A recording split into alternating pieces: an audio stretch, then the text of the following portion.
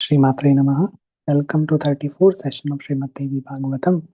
I was supposed to talk on Srimad Devi Bhagavatam today, but I don't know.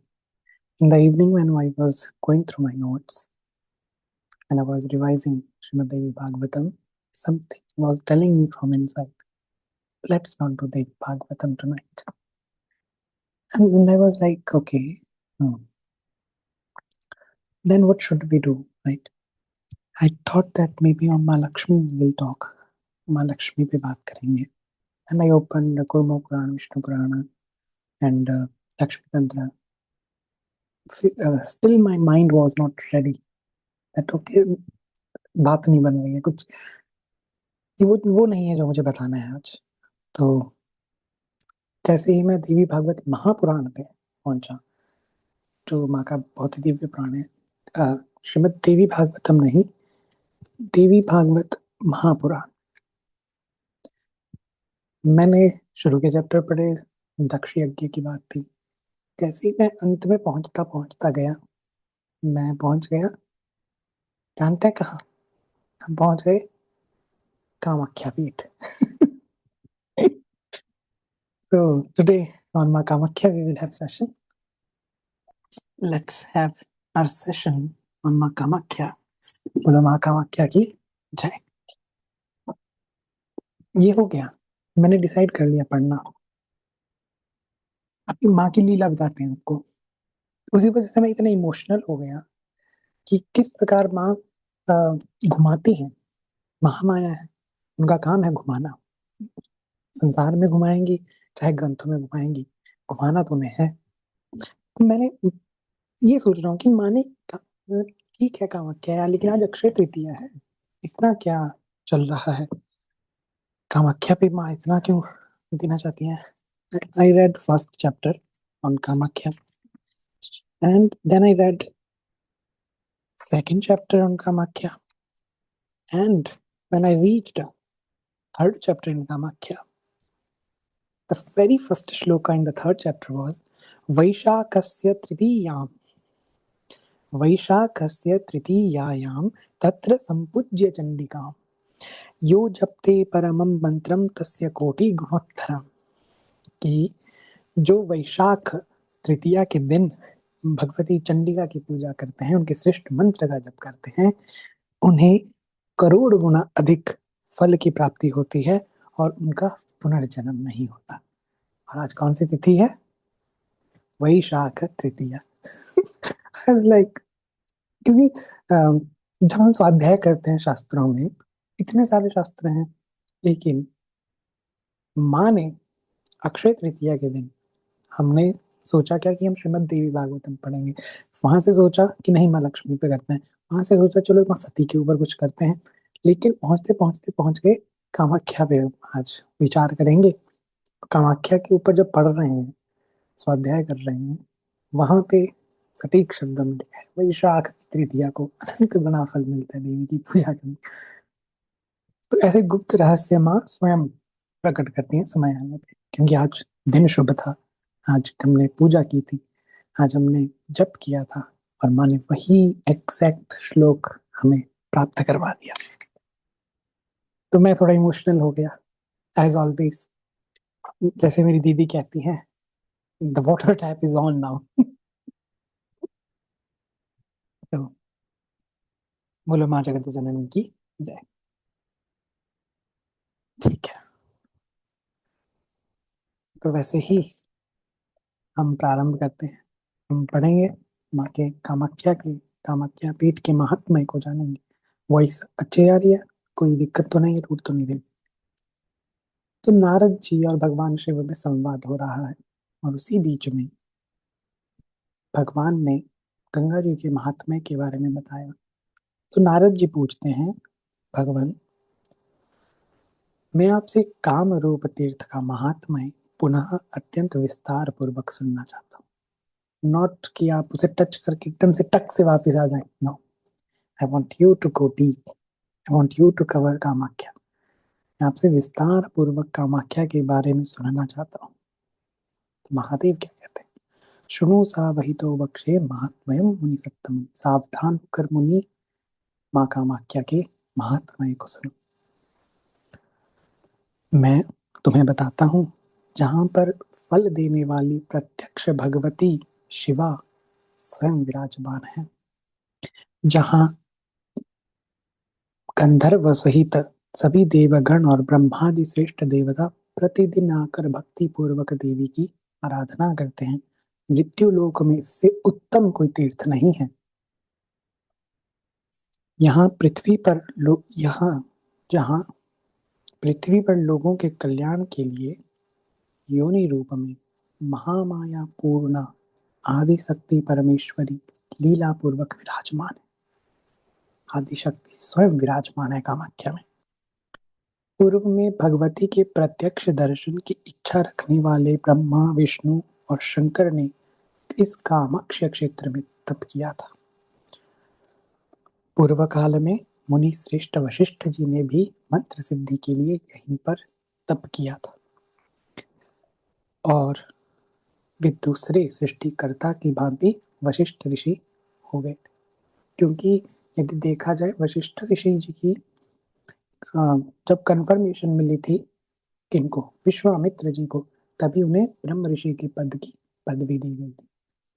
ऋषि वशिष्ठ की ही उन्होंने गऊ को चुराया था। M I right? बट उनकी शक्ति इतनी थी, उनका तप इतना था, वशिष्ठ जी को हराना नामुमकिन था। जो अन्य देवता ऋषिगण सिद्धगण वे सभी भगवती कामाख्या की कृपा से ही सिद्धि को प्राप्त हुए हैं। भगवती कामाख्या के महामंत्र का जप करके ही वे सभी मंत्र सिद्ध हुए और वे देवताओं में भी पूज्य हो गए। मुनि श्रेष्ठ मनुष्य योनि रूपा अति गोपनीय भगवती कामाख्या का दर्शन, स्पर्श और पूजन करके जीवन मुक्त हो जाता है। दूसरे शंकर की तरह वो पृथ्वी तल पर विचरण करता है। नारद व देवताओं को भी दंडित और पुरस्कृत करने वाला हो जाता है, उनका निग्रह अनुग्रह करने वाला बन जाता है। ठीक है, डिसाइड। इंद्र आदि सभी प्रमुख देवगण उसकी आज्ञा के अधीन रहते हैं। जो व्यक्ति देवी का पूजन, स्पर्श और दर्शन करता है, जो मनुष्य योनि मंडल में जाकर भगवती त्रिपुर भैरवी को भक्ति पूर्वक प्रणाम भी करता है, उसका ही जन्म सफल होता है। यदि हमने श्रीमद् देवी भागवतम में देखा हो तो वहां पे माँ कामाख्या को, कामाख्या क्षेत्र की शक्ति को पता क्या कहा गया? त्रिपुर भैरवी कहा कि जो शक्ति है वो त्रिपुर भैरवी है। भवानी सहस्र नाम में भी माँ की फलश्रुति में आता है कि ये विद्या साक्षात भगवती त्रिपुर भैरवी की विद्या है। ब्रह्म हत्या करने वाला मनुष्य यदि कामाख्या क्षेत्र में आकर कामाख्या क्षेत्र को स्पर्श भी कर लेता है तो उसकी ब्रह्म हत्या स्पर्श मात्र से दूर हो जाती है। दर्शन की तो बात दूर, केवल और केवल क्षेत्र में वो कदम रखते ही ब्रह्म हत्या समाप्त। भगवती कामाख्या का दर्शन देवताओं को भी दुर्लभ है। जो व्यक्ति उनका दर्शन करता है वो देवताओं को विशेष रूप से प्रिय हो जाता है और पूजित होता है उनका। हजारों जन्म जन्मांतरों के किए हुए संचित पाप समूह भगवती कामाख्या के दर्शन मात्र से क्षण भर में नष्ट हो जाते हैं। पृथ्वी तल पर भगवती कामाख्या के शक्तिपीठ के समान अन्य कोई भी तीर्थ नहीं। यह गोपनीय रहस्य है। इस भारतवर्ष में भगवती सती के अंग विभिन्न विभिन्न स्थानों पर गिरे और वहां पे शक्तिपीठ का निर्माण हुआ, किंतु भगवती का योनि जहाँ गिरा वो साक्षात कामाख्या काम रूप है। और क्योंकि स्त्री के शरीर में, भगवती के शरीर में उनका योनि का स्थान ही सबसे महत्वपूर्ण स्थान है और वही देवी हर एक स्त्री में योनि रूप में विराजमान होती है। इस पृथ्वी पर उसके समान कोई पुण्यदायक स्थान नहीं, कामाख्या के समान। सिद्धों, गंधर्वों, देवताओं, किन्नरों, राक्षसों के आराध्य भगवान शंकर वाराणसी क्षेत्र में प्राणियों को मुक्ति प्रदान करते हैं।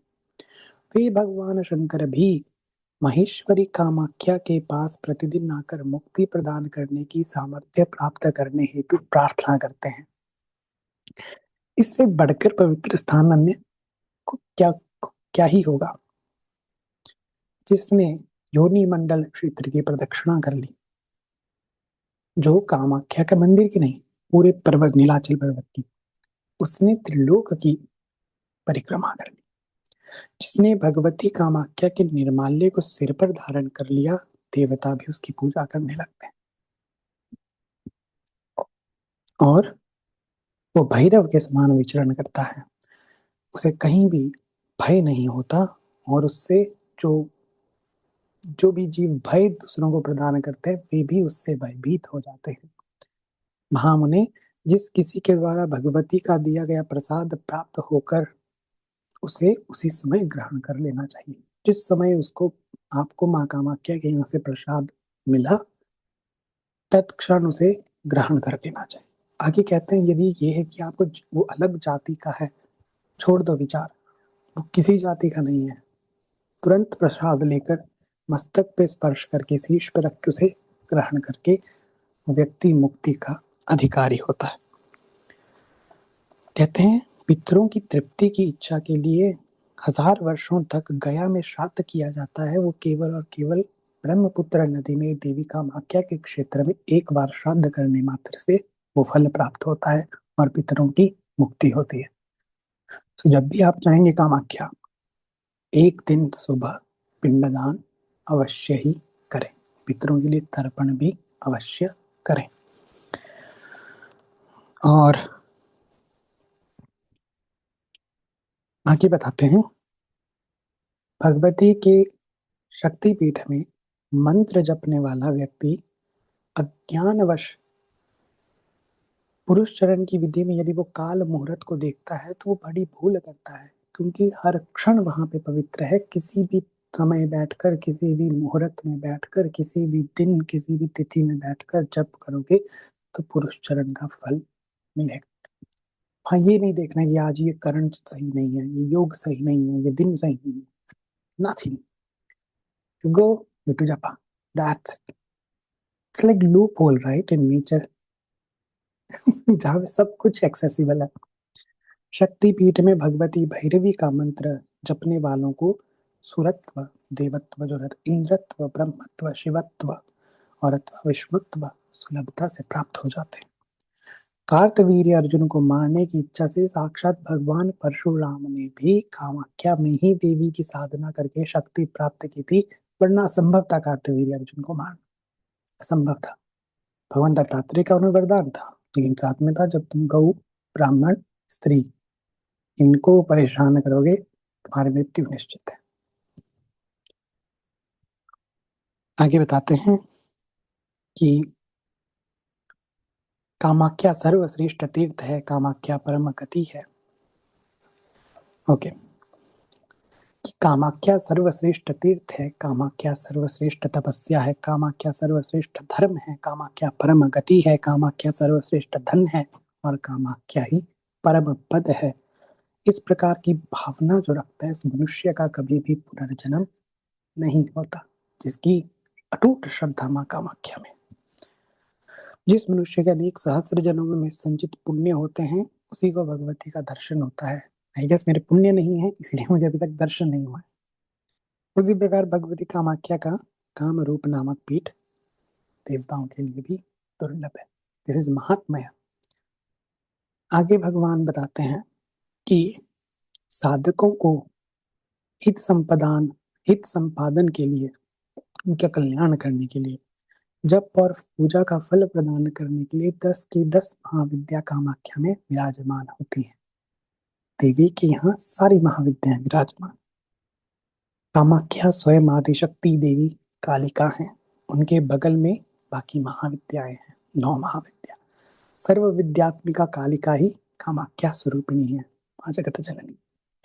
उस शक्ति पीठ में देवी का अपने इष्ट देवता का पूजा करके भक्ति पूर्वक अपने इष्ट के मंत्र का जप करता है, उस व्यक्ति को मंत्र सिद्धि होती है। यदि आप वैष्णव हैं, शाक्त हैं, शैव हैं, जाइए उस क्षेत्र की देवी को प्रणाम करके, उनकी पूजा करके, अपने इष्ट आराध्य की पूजा करके अपने आराध्य देवता का मंत्र जप कीजिए, आपके मंत्र को सिद्धि प्राप्त होगी। जो रक्त वस्त्र धारण करने वाली, 3 भयंकर नेत्रों से सुशोभित, 4 भुजाओं वाली, विकराल दंतावली, प्रलयकालीन मेघों से शोभित, जो मणि सिंहासन पर विराजमान है, और सिंह, प्रेत और कमल, सिंह, प्रेत, कमल पे जो विराजमान है, ऐसी महाकालिका कामाख्या भगवती का ध्यान करने वाले भक्तों के लिए भगवती का वाहन सिंह ही विष्णु रूप है, शव ही शिव स्वरूप है और कमल ही ब्रह्मा स्वरूप है।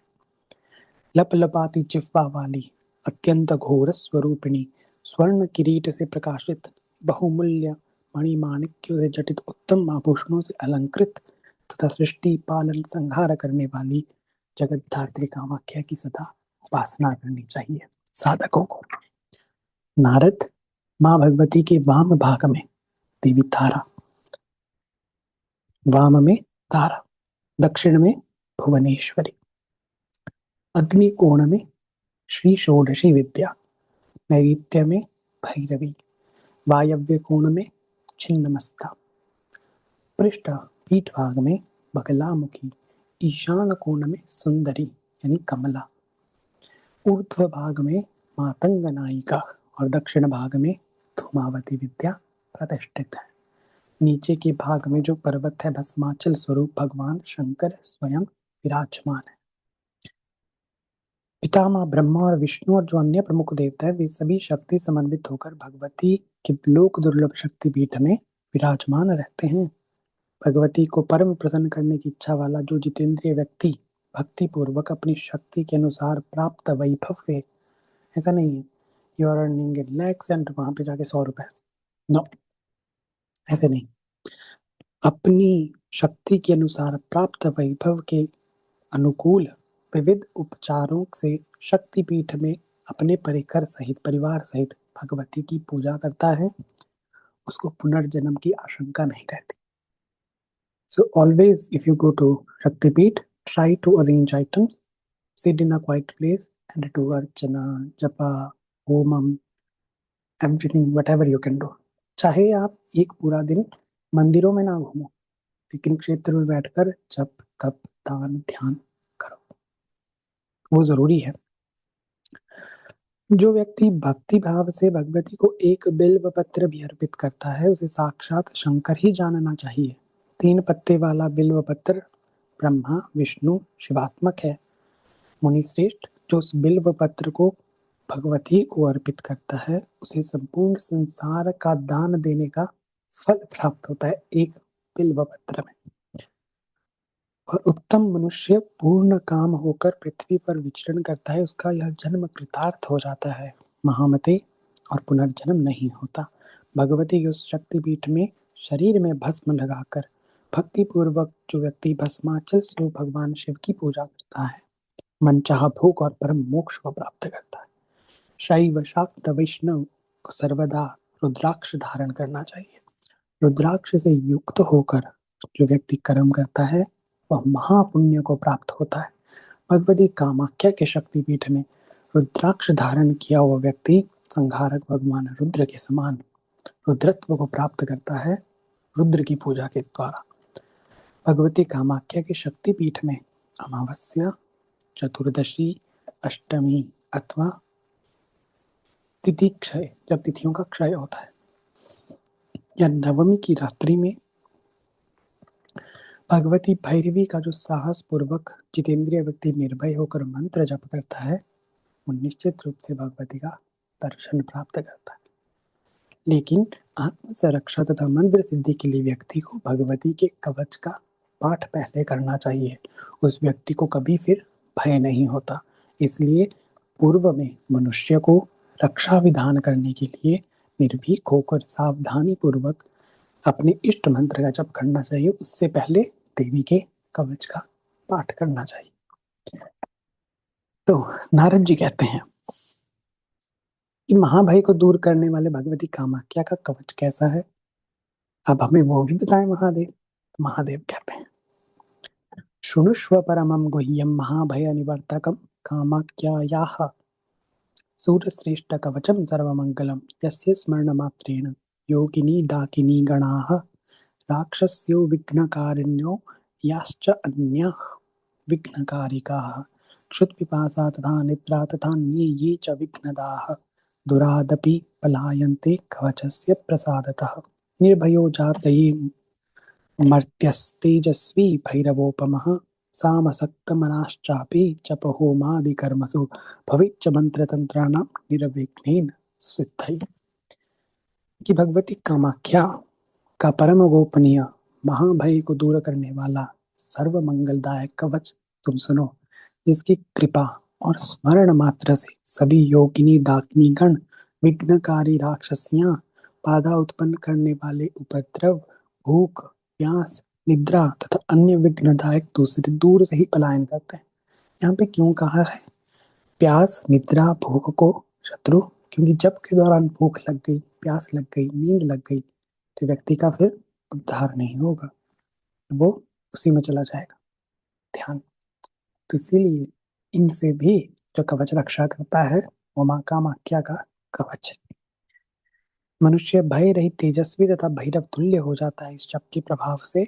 जब होम आदि कर्मों से समासक्त मन वाले भक्त की मंत्र तंत्रों में सिद्धि फिर निर्विघ्न होती है। तो ये पर माँ का कवच करते हैं। So every female can do even during their menstrual cycle this kavach. This is Kamakhya's kavach.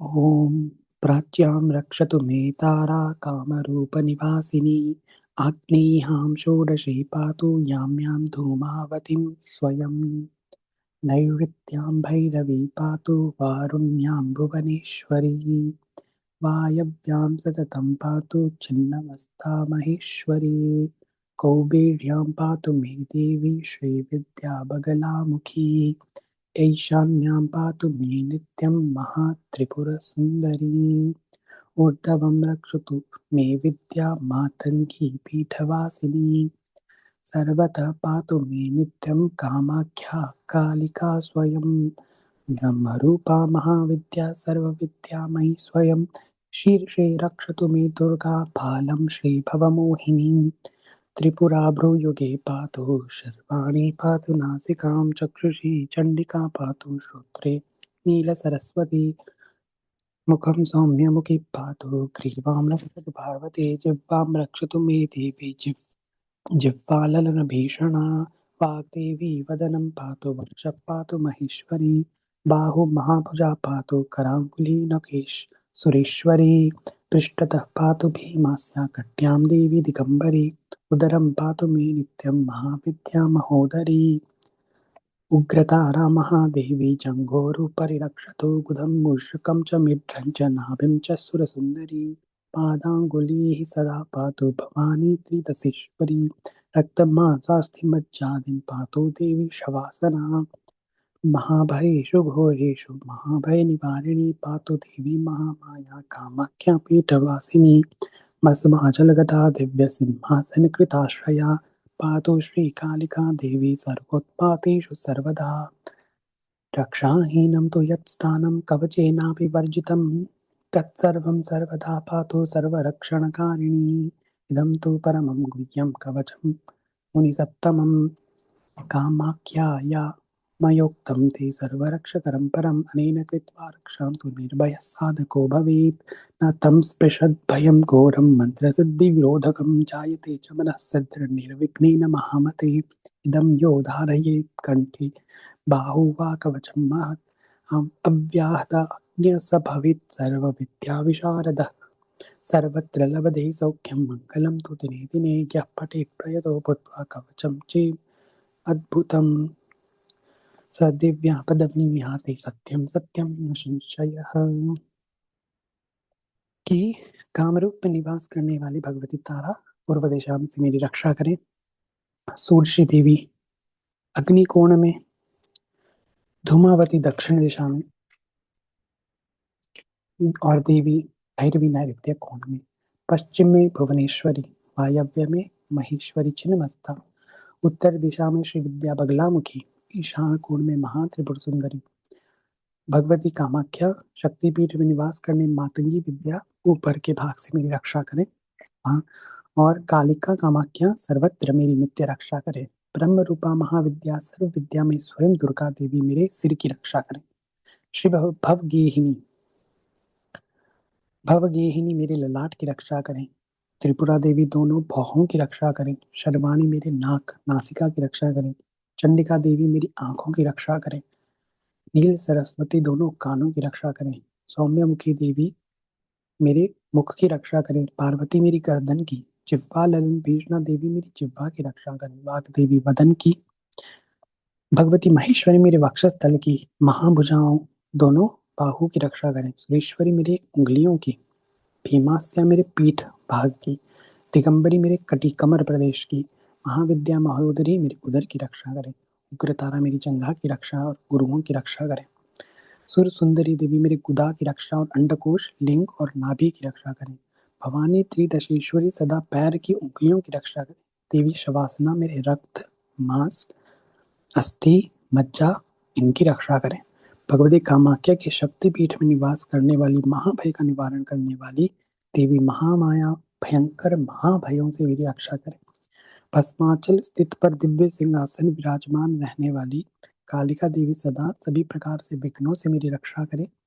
जो स्थान कवच में नहीं बोला गया और जहाँ पे रक्षा रहित है उन सभी स्थानों की रक्षा सर्वदा भगवती सर्वरक्षण कारिणी करे।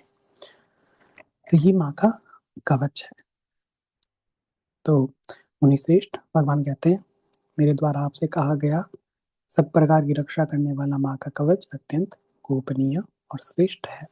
इस कवच से रक्षित होकर साधक निर्भय हो जाता है। मंत्र सिद्धि का विरोध करने वाले भयंकर भय उसका स्पर्श तक नहीं करते। महामते जो व्यक्ति इस महान कवच को कंठ में धारण करता है या भोजपत्र पे लिख के सिद्ध करके उसे चांदी के उसमें डालकर कंठ में या भुजा में धारण करता है, उसे निर्विघ्न मनोवांछित सिद्धि मिलती है। वह अमोघ आज्ञा वाला होकर सभी विद्याओं में प्रवीण हो जाता है, ऑल काइंड ऑफ नॉलेज, और सभी जगह दिनानुदिन मंगल और सुख को प्राप्त करता है। जो जितेंद्रिय व्यक्ति इस अद्भुत कवच का पाठ करता है वह भगवती के दिव्य धाम को जाता है।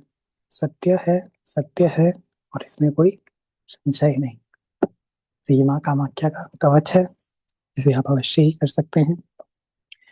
आगे वही लाइन आती है, फिर इतना मैंने जो पढ़ा उसके बाद सीधे आगे लाइन आई कि वैशाख की तृतीया को देवी चंडिका का जो पूजन करता है उसे अनंत गुना फल प्राप्त होता है और उसका कभी पुनर्जन्म नहीं होता है।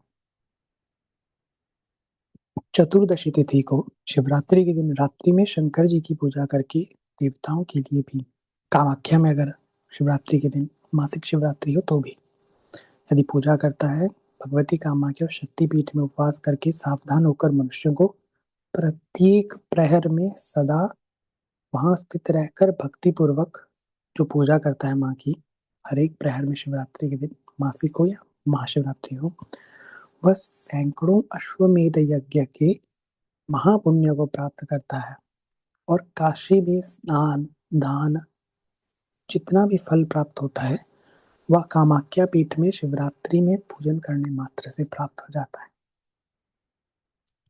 मुनिश्रेष्ठ, कुरुक्षेत्र में करोड़ों गायों का दान करने से जो फल प्राप्त होता है उससे अधिक फल प्राप्त उसको होता है जो शिवरात्रि के पूरी प्रहरों में जाकर देवी का शिव के साथ पूजन करता है।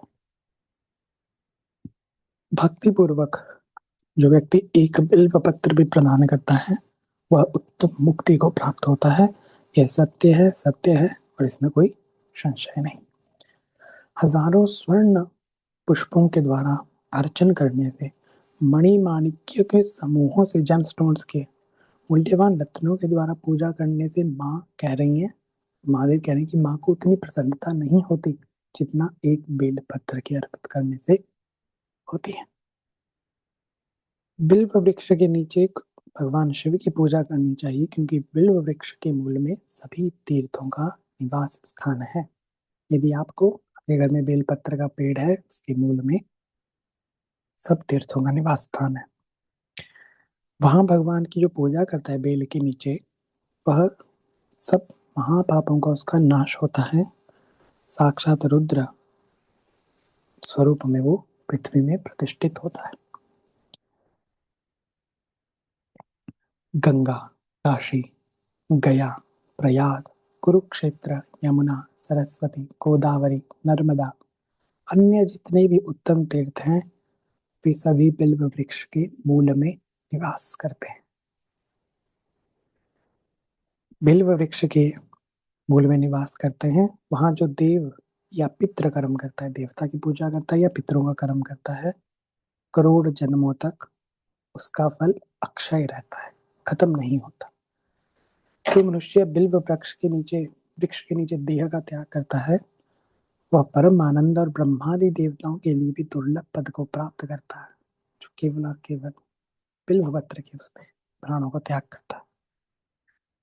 बिल्व पत्र के पत्र या फल अन्यत्र जहां भी हो महाप्रीतिकारक होते हैं, किंतु पुण्य क्षेत्र काम रूप में यदि आपको बेल पत्र मिल जाए वृक्ष, तो फिर आपसे अन्य क्या कहूँ। भगवती कामाख्या की शक्तिपीठ में बढ़कर महापुण्य फल प्रदायक कोई दूसरा नहीं। यदि आपको वहां पे बेलपत्र मिल जाए वृक्ष, फिर तो सोने पे सुहागा। इसलिए चैत्र मास के शुक्ल पक्ष की अष्टमी तिथि के दिन सर्वतीर्थ में शुभ लौहित्य जो ब्रह्मपुत्र नदी है उसमें स्नान करके उसके जल से जो व्यक्ति भक्ति पूर्वक जगदम्बा देवी कामाख्या की पूजा करता है, वह संसार के बंधनों से मुक्त हो जाता है। ब्रह्मपुत्र नदी में जो पूजा करता है। महादेवी का योनिपीठ सर्व तीर्थ स्वरूप है, सब तीर्थ वही है, सभी तीर्थों में श्रेष्ठ तथा सभी देवताओं के लिए यह दुर्लभ स्थान है। सर्वदेवमयी भगवती पूर्णा जहाँ साक्षात पुण्यतमा है। सर्वतीर्थमयी ब्रह्मपुत्र नदी भी पुण्यप्रद और दुर्लभ है। महापुण्यदायी अष्टमी तिथि भी परम दुर्लभ है। इन तीनों का जब योग बनता है, ये पुण्य संचय से प्राप्त होता है, जब अनंत पुण्य होते हैं। कामाख्या अष्टमी तिथि ब्रह्मपुत्र नदी, उसको जो ऐसे पूजा कर लेता है माँ की, उसको पुनः जन्म की आशंका नहीं रहती। भगवती कामाख्या के शक्तिपीठ में जो व्यक्ति भक्ति पूर्वक ब्रह्मपुत्र की नदी के जल से अपने पितरों का तर्पण करता है, उसके सभी पितर निर्विकार ब्रह्म लोक को प्राप्त हो जाते हैं। मुनिश्रेष्ठ, वहां किए गए अन्य तप तथा दान भी पुण्य फलदायी हैं, जो अन्य हजारों तीर्थों में किए गए कार्यों से अधिक पुण्य प्रदान करते हैं। इस संसार में जिस प्रकार शिव प्रिया भगवती भवानी पूज्यतमा है, वैसे ही पत्तों में तुलसी पत्र और बिल्व पत्र श्रेष्ठ है। जैसे लीलाधारियों में गदाधर भगवान श्री विष्णु श्रेष्ठ हैं, उसी प्रकार सभी तीर्थों में कामाख्या योनिपीठ सर्वश्रेष्ठ है। नारद, जो व्यक्ति योनिपीठ तीर्थराज के इस महात्म्य को सुनता है, जो भी आपने सुना, वह देवी के परम पद को प्राप्त कर लेता है। इस प्रकार मैंने योनिपीठ तीर्थराज के अत्यंत गोपनीय महात्म्य को बताया। बोलो महादेव की जय, बोलो माँ जगत जननी की जय। तो ऐसी माँ कामाख्या हैं जो नित्य भक्तों का कल्याण करती हैं। उनके दिव्य क्षेत्र का हमने स्मरण किया है। काम रूप माँ कामाख्या की जय। भगवती सब पे कृपा करें। हमने उनका चिंतन भी किया है, मानसिक रूप से भी कामाख्या को प्रणाम किया है। भगवती निश्चित रूप से कृपा करेंगी। और अक्षय तृतीया पे उनका स्मरण किया है तो अनंत फल देने वाली माँ जगदम्बा है। आप सब पे देवी माँ की कृपा बनी रहे।